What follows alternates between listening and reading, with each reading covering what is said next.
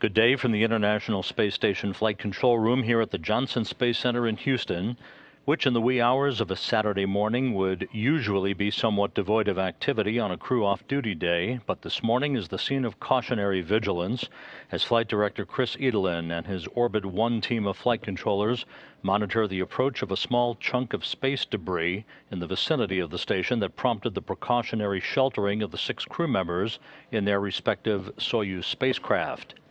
Late Friday night, Flight Director Jerry Jason decided to place the station crew in their Soyuz vehicles for a short period of time after ballistics specialists received data that showed a remote possibility of a conjunction with a small piece of a Russian Cosmos satellite. Although we will likely see that the debris will be no threat to the station and the crew, very few tracking passes were received on this object Friday due to its eccentric orbit and its relatively small size. So, taking a precautionary and prudent approach, Jason decided to place the 6 crew members in their Soyuz return craft until the space junk would pass. The crew was awakened at 10:40 p.m. Central Time Friday night to begin preparations just about an hour or so before their normal wake-up time for a Saturday. The Cosmos satellite debris of interest today is one of the fragments from the satellite's collision on February 10, 2009, with an Iridium satellite that attracted worldwide attention.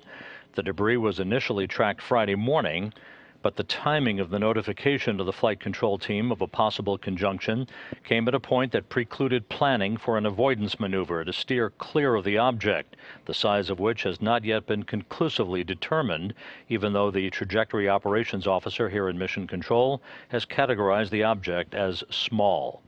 As of this hour, the debris is predicted to miss the station by an overall distance of between 11 and 14 kilometers, and with a radial miss distance that has fluctuated throughout the day, now estimated to range up to about 100 meters or so, either above or below the so-called three-dimensional box that the ballistics officers use in tracking the close approach of an object to the International Space Station.